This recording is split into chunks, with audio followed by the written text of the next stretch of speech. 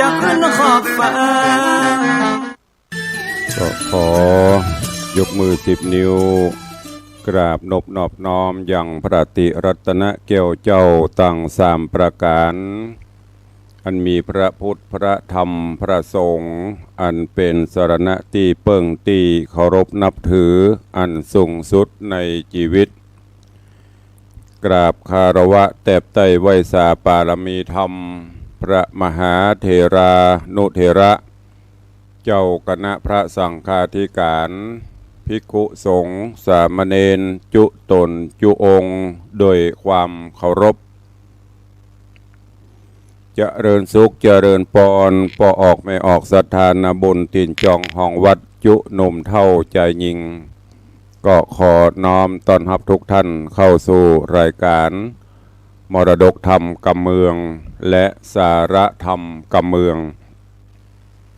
ต่างสถานีวิทยุกระจายเสียงพระพุทธศาสนาแห่งชาติและสังคมคลื่นเพื่อการศึกษาพระพุทธศาสนาและวัฒนธรรมคลื่นพระพุทธศาสนาและจริยธรรมส่งสัญญาณออกอากาศต่างสถานีวิทยุวัดฝ่ายหินตำบลสุเทพอำเภอเมืองเชียงใหม่จังหวัดเชียงใหม่ในระบบคลื่นความถี่ FM 104.50 เมกะเฮิรตซ์สถานีวิทยุคลื่นพระพุทธศาสนาและจริยธรรมในความอุปถัมภ์ของมูลนิธิพระบรมธาตุเจ้าดอยสุเทพส่งสัญญาณกระจายเสียงในระบบคลื่นความถี่ FM 96.0 เมกะเฮิรตซ์พร้อมกันนี้ก็ขอยกมือ10 นิ้วกราบถวายการต้อนรับและเจริญปอนต้อนรับครูบาอาจารย์ท่านเจ้าพระเจ้าประสงค์องค์สามเณรตลอดจนปอออกแม่ออกศรัทธานาบุญอุบาสกอุบาสิกา FC แฟนรายการทุกรูปทุกท่านที่ได้เข้ามาติดตามรับชมรับฟังทั้งภาพและเสียงการไลฟ์สดทาง Facebook ไลฟ์ของสถานีมรดกธรรมวัดวังสิงห์คำ Facebook ไลฟ์ของธรรมะคลายเครียด Facebook ไลฟ์ของธรรมะภาคเหนือ Facebook ไลฟ์ของอาจารย์พระครูสมุวิศวัตรวรกิโจ Facebook ไลฟ์ของทีวีวัดฝ่ายหินตลอดจนหน้าจอ Facebook ไลฟ์ของ FC ญาติธรรมแฟนรายการทุกท่านที่ได้เข้ามาแล้วก็เมตตาแชร์เสียงธรรมแชร์เสียงบุญนี้ไปยังกลุ่มเพื่อนๆของท่านกราบขอบพระคุณท่านผู้อำนวยการสถานีเจ้าหน้าที่ช่างเทคนิคทุกสถานีขอบพระคุณญาติธรรมทุกท่านที่ได้ให้กำลังใจรายการนี้ดำเนินโดยกล่าวกับผมอาตมภาพพระครูวิสิทธิ์ศรีลาภรณ์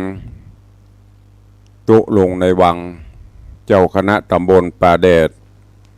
เจ้าอาวาสวัดวังสิงห์คำตำบลป่าแดดอำเภอเมืองเชียงใหม่จังหวัดเชียงใหม่เป็นผู้ดำเนินรายการปะกันเป็นประจำตั้งแต่เวลานี้เป็นต้นไปจะได้น้อมนำเอาเสียงธรรมะแบบปืนบ้านล้านนาภาษากำเมืองมาเทศนาฮือทุกท่าน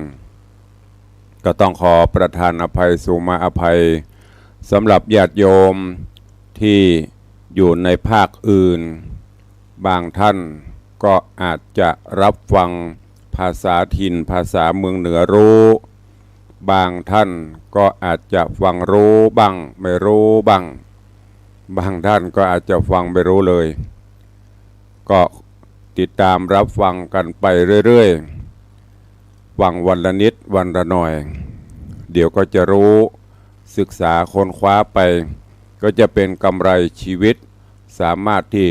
รู้ทั้งภาษาภาคเหนือภาคกลางภาคอีสานภาษาต่างประเทศภาษาอังกฤษเราศึกษาได้แต่นี่เป็นภาษาถิ่นภาษาที่บรรพชนเราได้นำมาใช้ในถิ่นต่าง อันนี้ตุลุงก็ต้องขอแจ้งให้ทุกท่านตัวเองวันนี้เจริญปอนเจิญปอออกแม่ออกศรัทธานาบุญเจ้าข้าทั้งหลายได้สดับรับฟังเป็นลำดับไปณโอกาสบัดนี้นะโมตัสสะภะคะวะโตอะระหะโตสัมมาสัมพุทธัสสะสาธุโวฟังลาโสตุจันนาสัพปุริสะตังหลายทั้งหญิงและชายหนุ่มเฒ่าที่ได้ปากันเล่าทาดาฟังยังรัสธรรมเทศนาจำปาสีต้นลำดาบการลำโลนมาแถมแล้วเราขอเชิญศรัทธาหนุ่มเฒ่าทั้งหลายจงตั้งใจหมายถ่อมทาดาฟังต่อไปนานี้แหละนาตั้งสุตวาส่วนเต้าปิตราชบุญมีฟังเทวีกล่าวแล้วก็กราดแกล้วภายผ่านขึ้นหอจันผาศาสตร์แห่งเต้าโกติญราชราชาไข่ขี่ญากล่าวจี้ฮือเสียงตี้สงสัยฮือเจ้าหอใจปิตญราชก็บ่อาจคืนกรรมว่ากันองค์คำลูกเต่าได้ช่วยจวบเจ้าแม่มันดาจูงรีบมาอย่าจ้าฮือไพร่ฟ้าเจยบานกันไปนานนักกว่าบ่ไว้หน้าคืนมาอาคาจญายอดซอยตังไพร่น้อยยิงใจโยธาลายหนุ่มเทาเตี้ยงเกิดเหล่าขะนิงหาก้อนไข่จ่าเสียงขาดเต้าโกติญราชภูบาลก็มีราชองค์การรีบหาวฮือห้องเป่าโยธาแต่งนาวาเหือใหญ่เหือเมียนไข่สับปานลำจากการพวกน้อยมี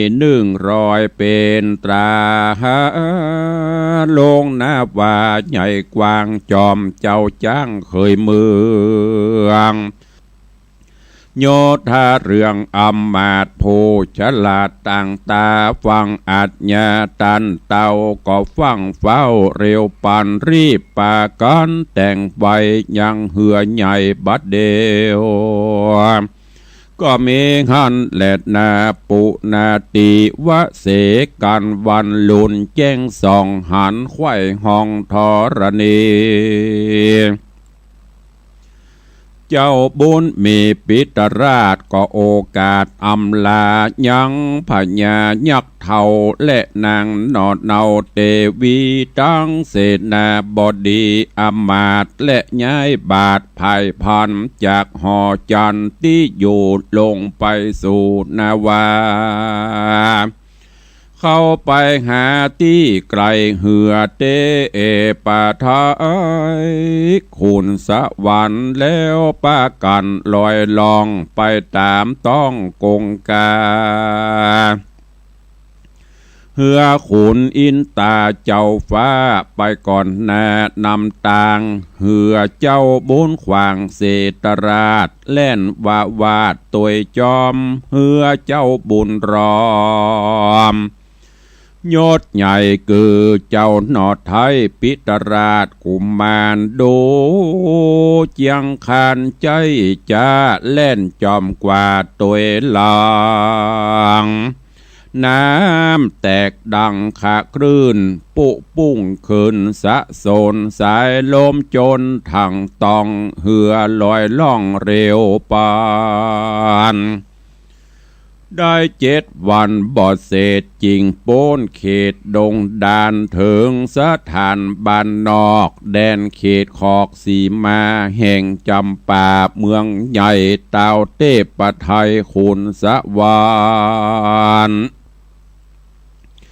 ก ก็ไข่ปันบอกเราแก่สีเจ้าบุญนาฮือโยธามวลหมู่ก้อยฟู่อู้จากกันอย่าเนืองนันโหห้องยามล่องต้องวังวนเหี่ยวหมู่คนไก่จากหูได้เล่งหันคุณสะวันบอกแล้วก็สวาดมนต์เกี่ยวกาถาบังนาวาพร้อมควายลอยล่องไตตัวยฟองโจมคนป่องเฝ้าด่านยามเหือผ่านภายพันบ่อาจหันและหูเต้าเฝ้าอยู่ได้เหือผ่านภายล่องไตไปจะใจเร็วไวตะยามตาวันใส่ค่ำลาก็ไปหอดตาต่างลงหน้าหอคงภาษาทแห่งเต้าธิราชจำปาคุณอินตาเป็นเจ้าก็บอกกล่าวไข่กำฮื้อสี่องค์คำบุญใหญ่จอดเหือไว้เศร้านอนกลางสากรเมฆวางห่างตาตั้งลงก็มีหันแลนาดัดสาวิภาตาญะรติญากันคืนนันแจ้งรุ่งอาทิตย์ปุ้งขุน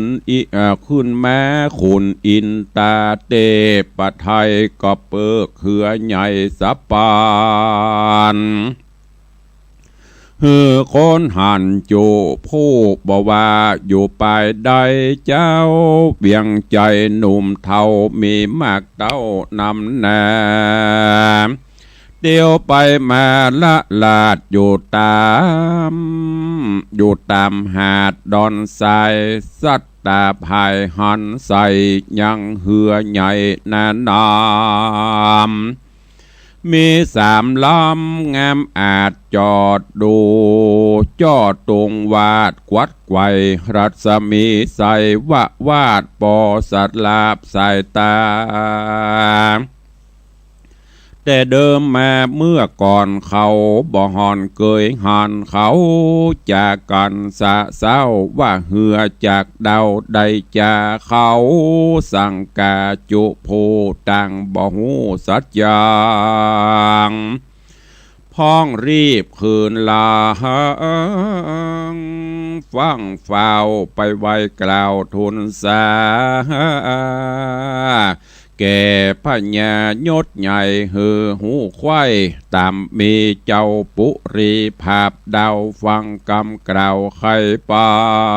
นรีบเรียวปันไปส่องตัดแน่ปองเบ่งจอนตนผู้ถอนเต้าไทยก็หันเหือใหญ่สามลาม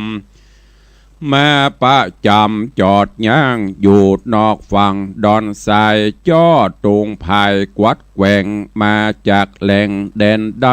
จะเต้าสงสัยลายแหล่จริงกล่าวแก่เสนา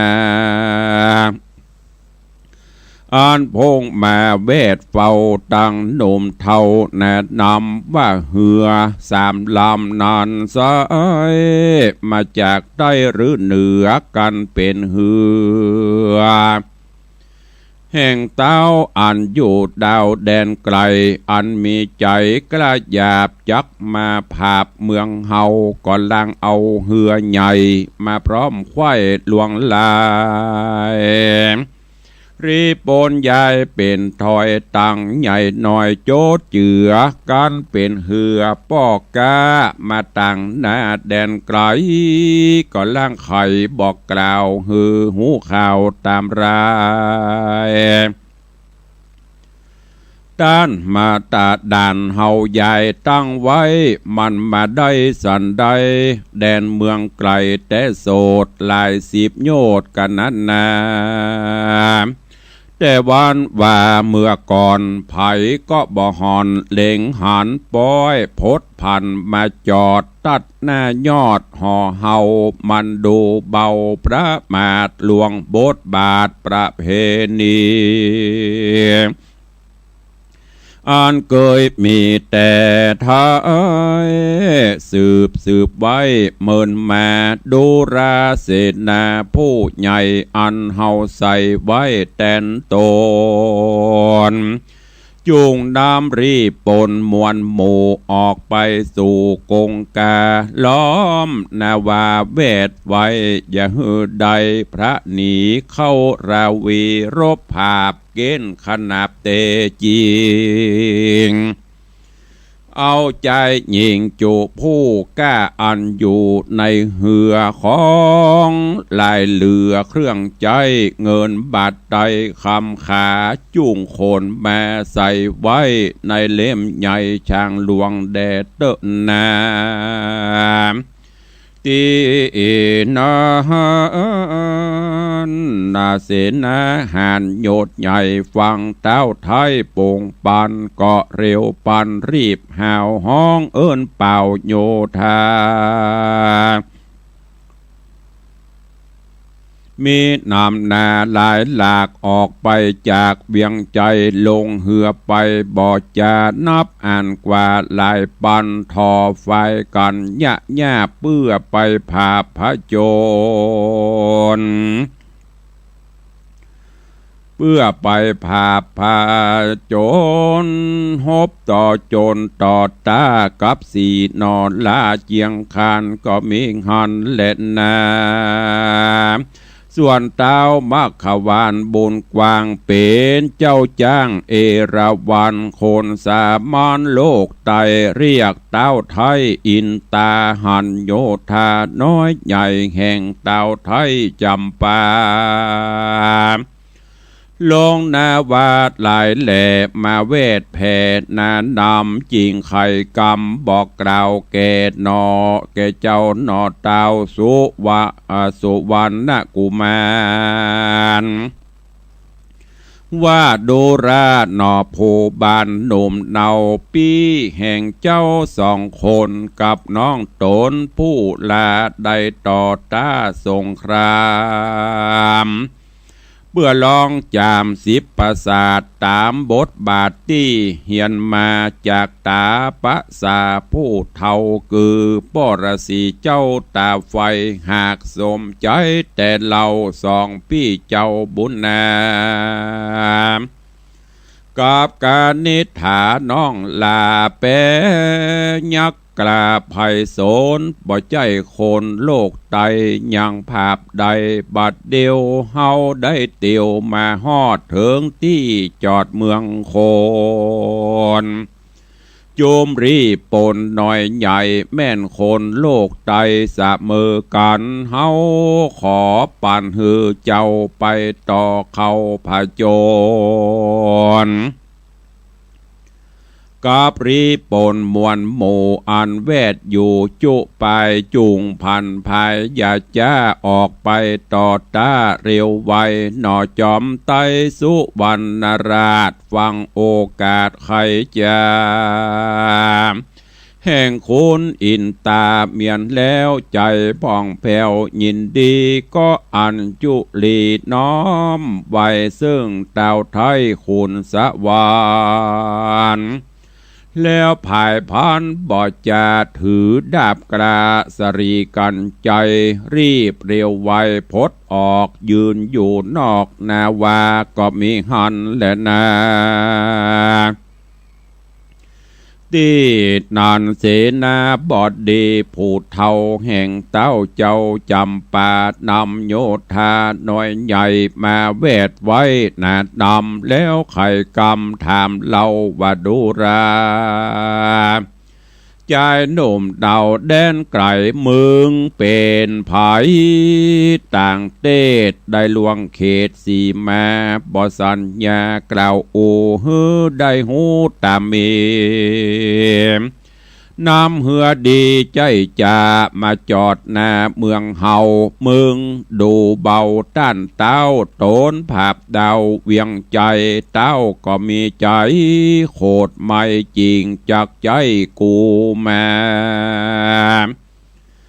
จังโยธาหลายหลากเบื่อมัดลากมึงไปฮื้อคนในพวกน้อยได้ฟักย่อยแต่งฟันการกึดหันต่างหอดกลัวมวยมอดวำวายจุ่งคงควายอย่าจ้าเอาเครื่องงาอลังการเงินคำคานบาดไตไปน้อมใบโทนสาขอขมาต้านต่อตันเต้าโดนปราบดาวเมืองเฮาโดดจักเบาแต่ใส่บ่หอนได้เถิงตายดูราใจต่างนาเมืองอย่าจ้านันไปจุงเรียวไวรีบเฮาไปน้อมเต้าตามกามส่วนเจ้าองค์คำสุวรรณราชฟังถ้อยวาดวาตีแห่งเสนาบดีผู้เท่าจริงดันเล่ากำไปว่าเฮามาไกลต่างห้องลอยลองต่อห้องแม่กงกาพาธนาไปฮอดเมืองเกี่ยวยอดปัญจลนากรแห่งพระผู้ถอนป้อเต้าอันอยู่ดาวแดนไกลตาวันใสตกตอดจริงยังจอดเศร้านอนกลางสากรแม่กวางสูป้อยอังราวีกรรมดีดีก็บอกกล่าวจะสวกหาวเอาตายดาบคมภายนี้เราเป็นของเก่าแนะนำก็จักนำไปไว้ซึ่งเต่าไทยเมืองสูงกูบ่จูโดยไงกูบ่ไปพระหนีเจ้าบุญมีกล่าวแล้วก็ถอดดำเกี่ยวสรีกันใจกวัดแกว่งไกววะวาดรัศมีบาทต่อตาแสงประพาแห่งดาบแผ่สลาพดไปถูกเสนาในหน่อยใหญ่ล้มตายควายจุคนโจมรีปนล้างหมู่อันตั้งอยู่แดนไกลต่างมีใจสตานลวดป้ายการพระนีเข้าปุรีฟังเฝ้าพ่องล้มเต้าตั้งจานย่ามเหยียบการเล่นกว่าเสียงสวะสวาเนืองนั้นก็มีหันและนาตาทะนันตะรังลามดับนั่นใส่เจ้าหนอดไทยสุวรรณกุมารก่ออธิษฐานก้มเกลาไว้กุลป้อเจ้าละสีสวดมนต์ดีบอดจาสะยองคืนฟ้าบัดเดียวแล้วรีบเรียวไว้วองลงสู่ห้องนาศาลาหน้าพังกาผาศาสตร์แห่งเต้าที่ราชใจไฟอันเศษนาในมวลหมู่จุ่มหนุ่มอยู่นำนาเขาสัตตาหันใส่รีบเวทไว้จุไปพ้องก็หมายจักขาเอาโดยดาบกระคมบางพ้องก็ดังหอกไว้หมายปุ้งใส่กลางหลังพ้องก็วังเข้ากอดเอาเชือกสอดบัดเดียวมัดรีบเร็วจักลากฮือเต้าตากนอนง่ายนำไปถวายเต้าเจ้าโตนเป็นเก้าปุรีเจ้าบุญมีบอดจ้าแกว่งดาบกลาเร็วไวรัศมีใส่วะวาไปสลาบต่อจนยังรีบปนหน่อยใหญ่ตายเสียงไข่บัดเดียวก็มิหันแลนา ส่วนรีปนหลังหมู่อันตั้งอยู่แดนไกลรัศมีใสแห่งดาบบ่อสลาไปฟันเขาเล้งหันเจ้าหมู่ตายหมู่บัดเดียวก็รีบเรียวไว้วาดขึ้นภาษาทห่อคำย่อมือต่ำตั้งเกลาไว้เต้าเจ้าปาลาไขขี่ญาบอกกล่าวหือหูข่าวตามมีเจ้าปุรีตั้นเต้าฟังกำกล่าวทุนสารมีอาการฮ้อนไม่เหือย้อยไข้กาญาพิจารณาสอดดันว่ามันผู้นั้นเป็นภัยเป็นสันใดนั้นใส่ฤทธิใหญ่นำนามันนั้นนาจากดาวแดนเขตาองค์ใดกวนกูใบไปสู่ยังที่อยู่ตัวมันพร้อมตั้งขันดอกไม้ไปน้อมใบขอขมาฮือมันขุนแน่ภายโพดงดเว้นโตดวางตามฮือคนนำมวลมากได้พ้นจากต่างวัยยกเมืองถวายแถมเล่าฮือมันเป็นเจ้าแตนไปเจ้าห่อใจจำปาธิราชก็นำอมาตย์ปโรหิตตาจารย์โยทหารหนุ่มเทาอันอยู่เฝ้าโรงการรีบภายพันไว้วองไปสู่ห้องศาลาอันเจ้าบุญนาดน้อยนาดสุวรรณราชกุมารภาพโยธาหารมวลหมู่แล้วนั่งอยู่เศร้าแรงก็มีหันเล่นนาการว่าไปหอดแล้วเต้าตนเกี้ยวจำปาเล่งสายตาสั้นพอยังเจ้าหนอคิงลามลักกาดนางามบอบผ่อนยังน้อยอ่อนเด็กหายินสั่งกาลายแหล่ขะนิ่งแผ่ในใจว่าเป็นสันใดนิสัยเด็กต่างไทยไกลตามีเตจาองอาจจบจราดติปประมนภาพรีปนน้อยใหญ่ตายเสียงไข้เร็วไวเป็นคนนายโลมฟ้าหรือยักษ์กลาแถลงเป็ดมาเต้าสั่งกาเต้าจำปาธิราชคนิ่งขวาดในใจก็คดตัวไหลเข้าไกลยื่นขันดอกไม้เตียนคามแล้วไข่กำโอกาสขอเจ้าหน่อยนาดสะบวยเมืองว่าข้าแดดโตนบุญเรืองหนุ่มเนาข้านี้ก็เท่าชลามีพระญาตุ้นจาบอกกึดหน้าและหลังไปหูยังกุลเจ้าไปกึดเล่าเงาไกลฮือเศษนาในอาจกล้าเข้าต่อตาพระโจรกับเจ้าโตนบุญมากโตดข้าหากนำนาขอคุณนาภายโพดฮือโป้นโตดตั้งตายข้าขอถวายภาษาตั้งไพราชประจาตั้งโยธาส่วนน้อยใหญ่สมบัติควายแดนดินแด่ภูมินหนุ่มดาวขอเป็นเจ้าสะเวยเมืองมีใบหญ้าอ่อนน้อยบ่ไฟหอยใจจงบ่ประสงค์สืบสร้างนั่งเมืองกวางเป็นพญาเฮาพาทันนาไปรอดเมืองเกี้ยวยอดปัญจลนกรแห่งพระผู้ทอนป้อเต่าอันอยู่ดาวแดนไกลคงเวียงใจนี่ใสเฮาบอดใจ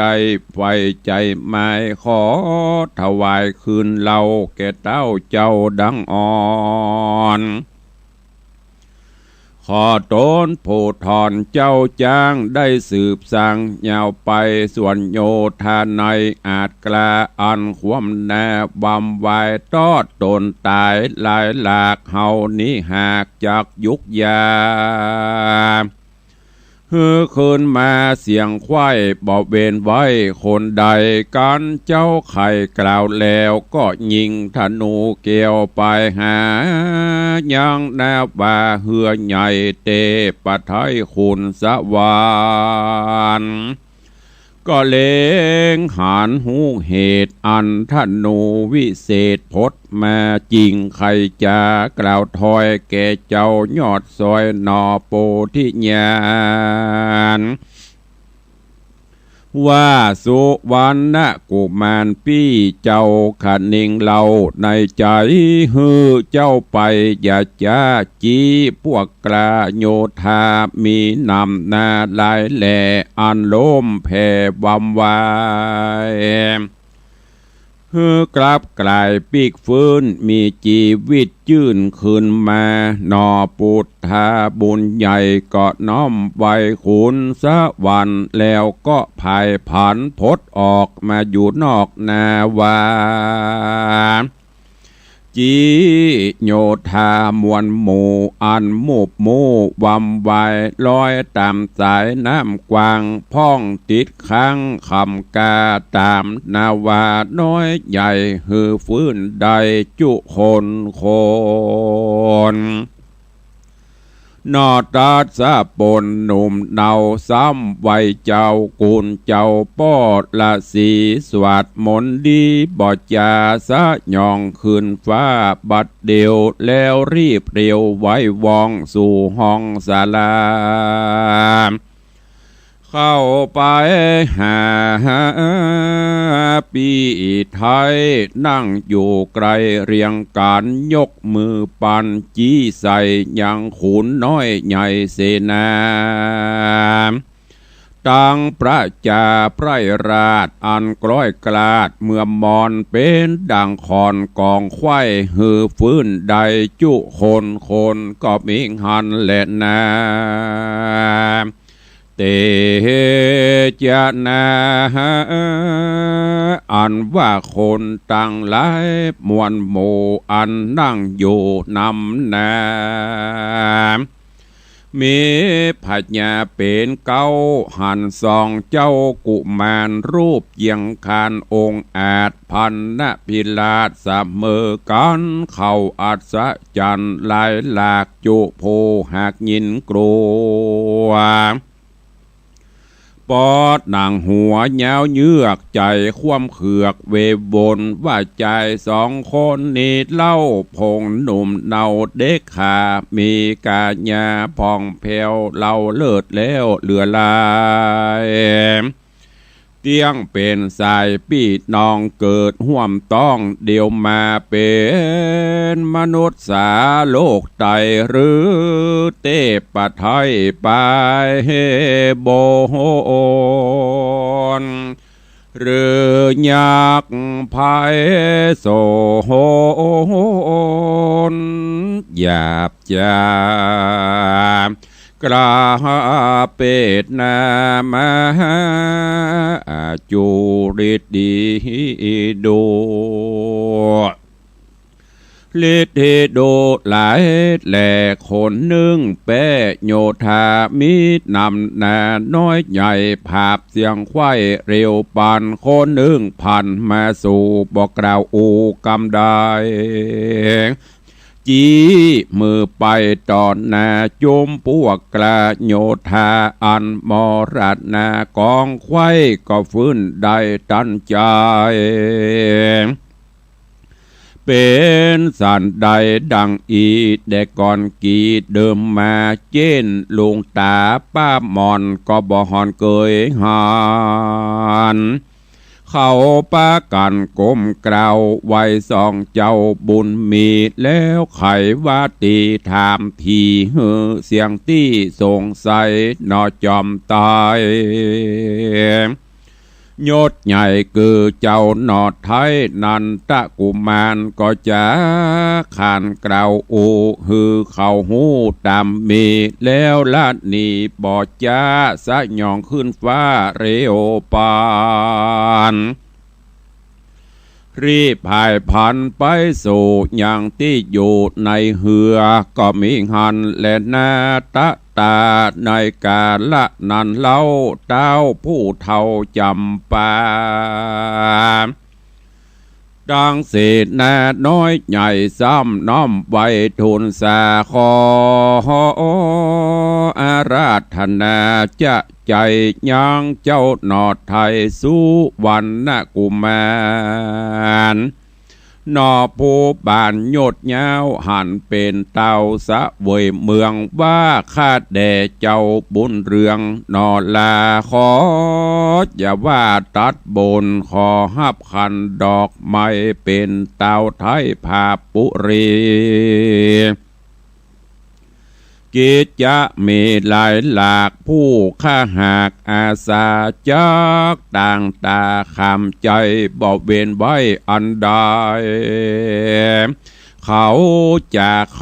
ร่ำถอยมีบอดน้อยลายประการสุวรรณกุมารรอดบอดใดก็หับขันดอกไม้เป็นพญาเจ้าปาลาผู้เฒ่าอำมาตย์เก้าคนในเขามีใจชื่นสู่โห่ห้องอยู่เนืองนานแล้วป้าการแวดล้อมเห็นแห่ออมเป็นปริวานนำสู่วันนะกุมารน้อยนาดขึ้นสู่ภาสัตห่อใจกันว่าไปฮอดแล้วก็คือเจ้าหนอกแก้วบุญเหลือสาธิตเหนือแต้นเกวงามเลิศแล้วปานล่างการเต้าผู้บานผู้เฒ่าคือเต้าเจ้าจำปาก็มีอาจญาโปงขาดหืออำมาเตรียมใจรีบเร็วไวบ่จ้าไปนำลูกลายิงเดียวชมชาเลวจื่นจ้อยชื่อนางนาดน้อยสุวรรณปทุมมา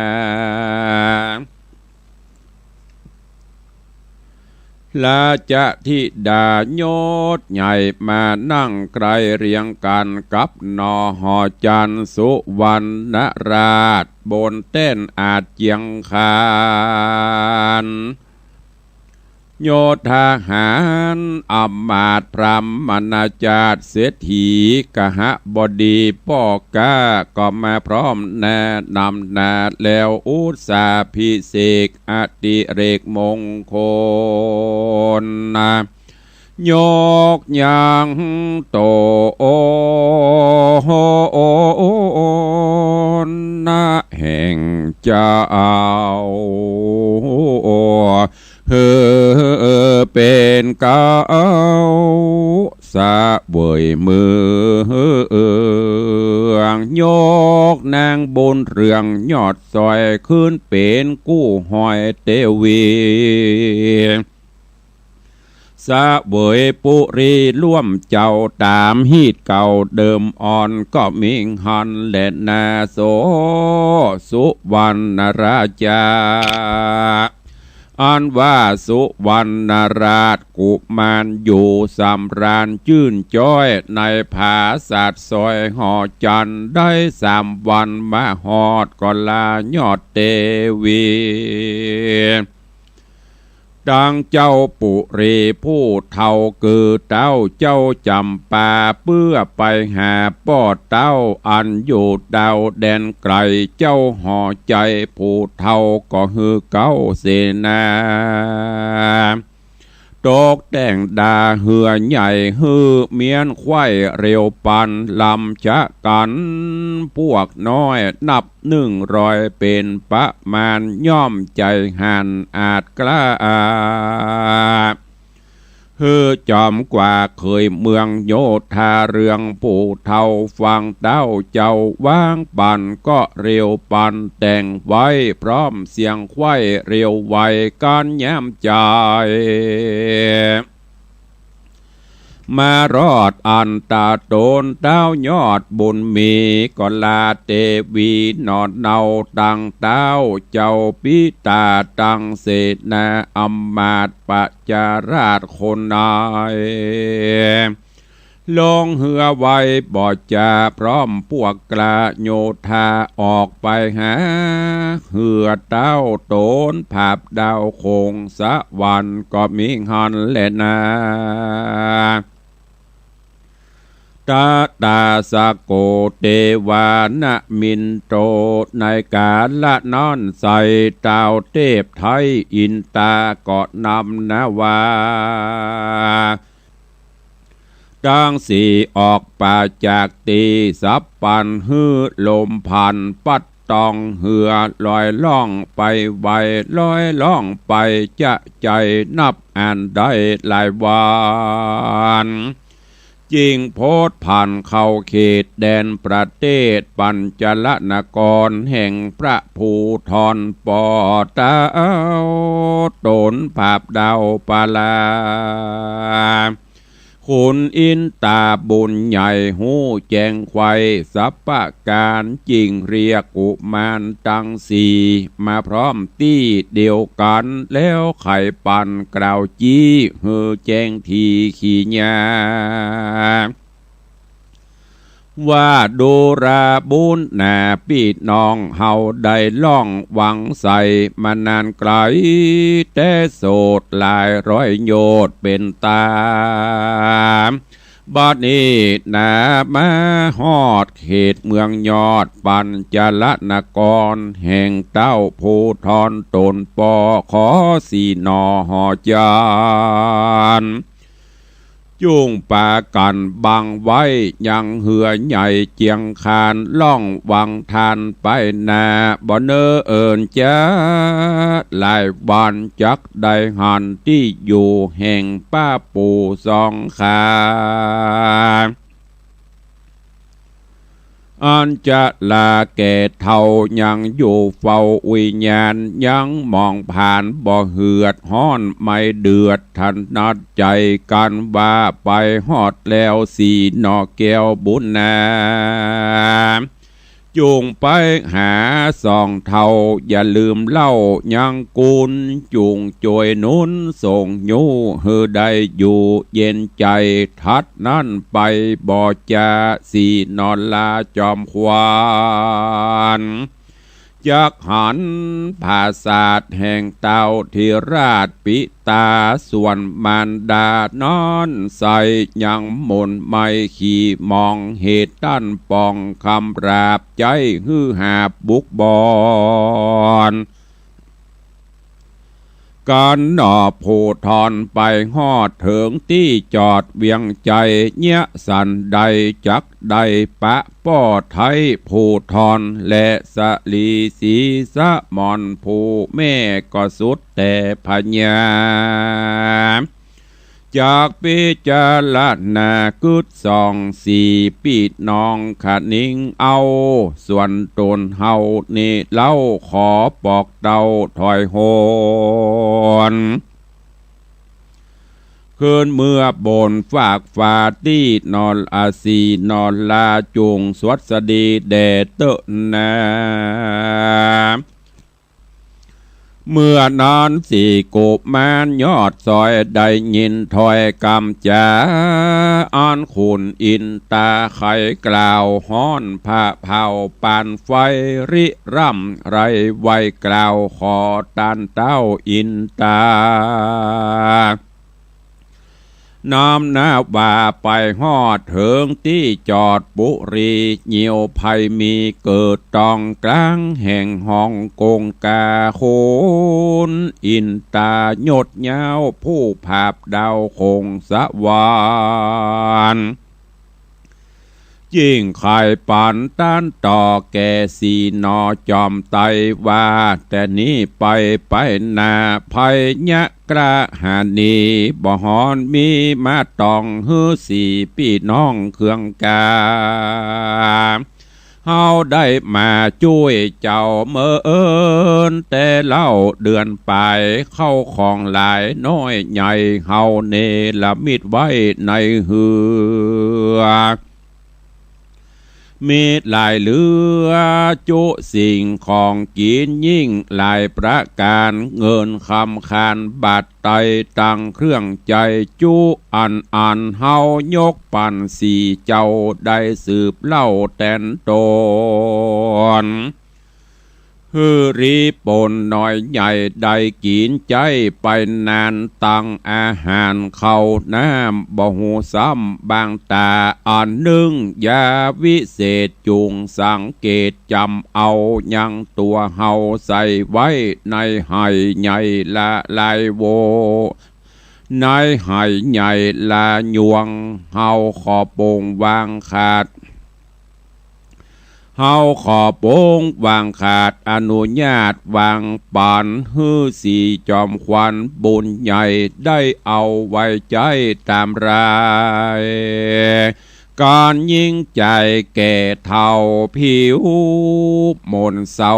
นังแยนเอายาเจียงคานโหดหล่อจักหันต่อตาโตนกลายเป็นคนหนุ่มเนางามกว่าเก่านำนาส่วนน้ำยานอนใส่แม่นจากใจไหลตียังเต็มดีดังเก่าบ่เสียงเล่าไปไหนตอนนี้ไปนากันตุกกลามาปานได้มองผ่านเดือดไม่จูงกึดไข่ถึงเฮาเดเตอกันขุนอินตากล่าวแล้วก็กลาดแกล้วภายพานคืนสวรรค์บ่จะหายตอดหน้าบัดเดียวก็มีหันและนาโจโหทาโกโหแม่นมีผู้มาจากกล่าวใครหูข่าวขี้หยาว่าขุนอินตาโยดใหญ่ลงโลกไตจุมปูจ้วยสีบุญจูนอนลานับอ่านกว่าเดือนปลายหักเมินหลายเต้ใส่จักอยู่ได้สันได้จากมีไผ่อยู่เฝ้าแตนเป็นเจ้าเวใจโยนเตวดาโบนเตต้องคงเขตห้องตาว่าจริงสาเตี้ยงทำหาจุผู้ว่าเต่าอยู่เสียที่ในวิสัชโกผู้จะไขกล่าวแก่หือแจ้งแน่ตามธรรมกวนไข่กรรมกล่าวจี้หือแจ้งที่ตามมีว่าวันเดือนปีโลกลากับจันฟ้าบ่เหมือนกันคืนกับวันจันฟ้าคงแหล่งลาจะตุมมหาลาจิกาคือ50ภาษาโลกใส่ต้านว่าไว้ดิเล100 ปีโลกไต่ตานบอกไว้ไข่ปานเป็นคืนวันจันฟ้าคงแหล่งลาตาบัดติงสาคุณอินตาบุญใหญ่ลงโลกไตปัทภีช่วยบุญมีหนอไทยนับบัดใดเดือนปลายดูเมินลายเหลือหลากจันฟ้าหากยามเดียวแหละนา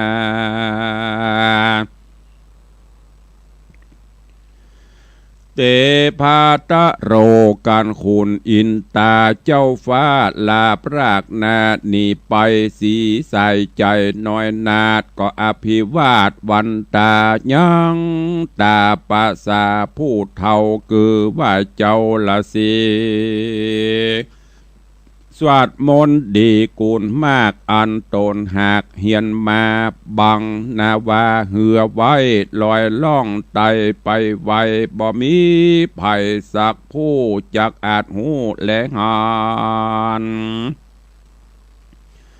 ได้3 วันควายจอดจริงไปรอดวิญญาณอันสองผ่านป้าปูหาก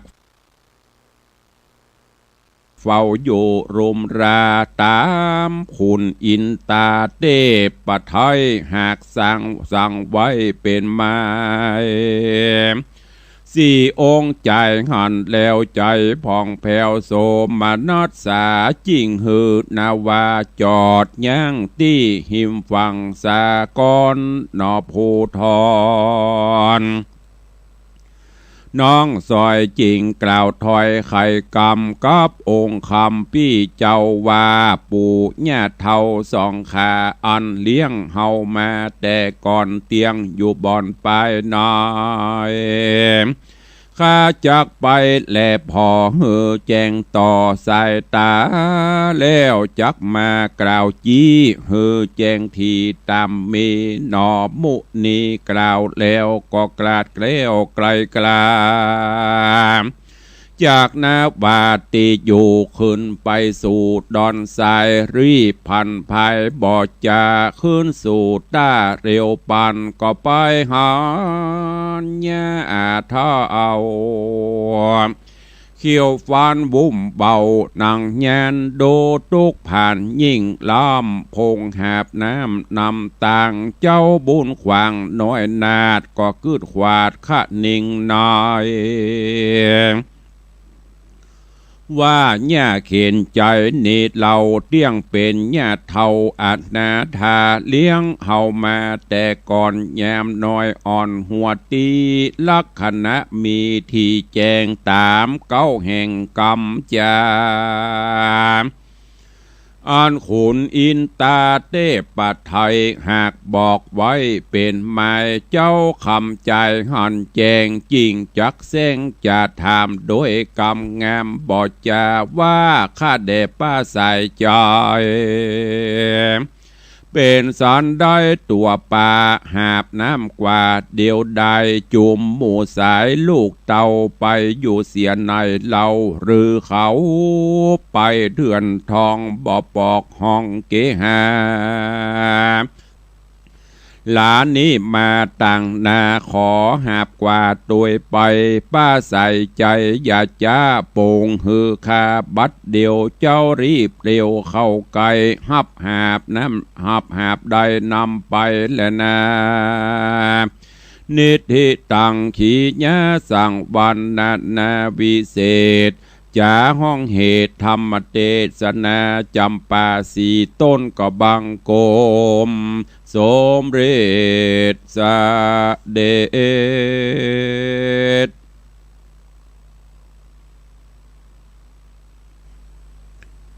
ญาติโยมศรัทธาสาธุชนท่านทั้งหลายได้สดับรับฟังธรรมเทศนาจำปา4 ต้นก็ผ่านกันไปแถมตอน1ในตอนนี้ญาณนาสเปาของโพธิสัตว์เจ้าถึง4 พี่น้องได้ลอยล่องผ่านด่านผ่านเมืองต่างๆมาถึงยังเมืองปัญจละนครอันเป็นเมืองบ้านเกิดเมืองนอนของป่อของแม่ละหลังจากที่ผ่านด่านที่3คือเมืองจำปาพญาเจ้าเมืองได้หันฤทธิเดชแล้วก็ได้ยกเมืองฮือที่แรกต่างสุวรรณบุญผายก็บอกใครฮับเพราะว่าบ่ได้มีจุดประสงค์ที่จะมาเสาะเป็นเจ้าบ้านเจ้าเมืองเฮาเพียงแค่จะผ่านนี่บ่ได้อูจากัน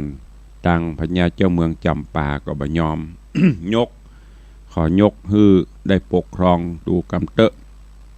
สุดท้ายสุวรรณบุญผายก็ฮับหลังจากนั้นป่อพญาจำปาก็ห้องลูกสาวคือสุวรรณปทุมมาเอามายกเวรเกณฑ์เพื่อเป็นมเหสี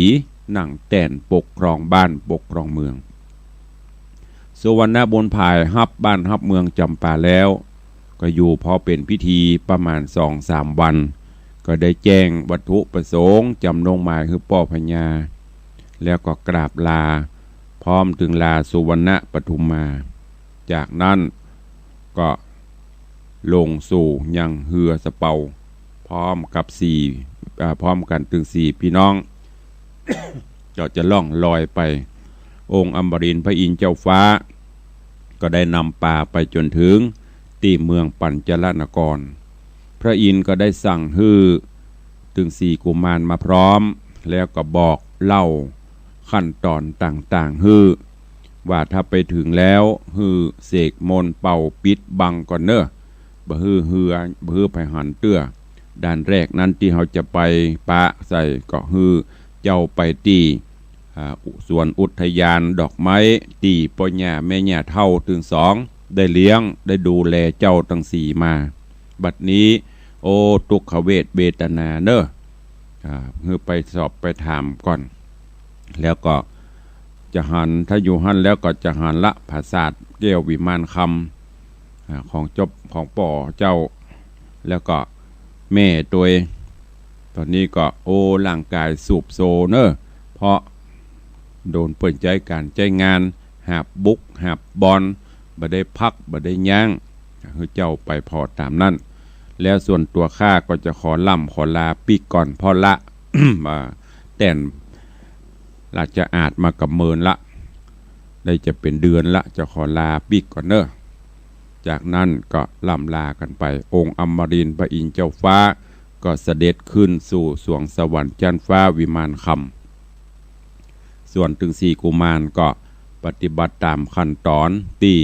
องค์อมรินทร์พระอินทร์เจ้าฟ้าได้สั่งไว้จากนั้นก็เรียกร่ายมนต์คาถายกมือไหว้สาถึงบุญคุณป่อคุณแม่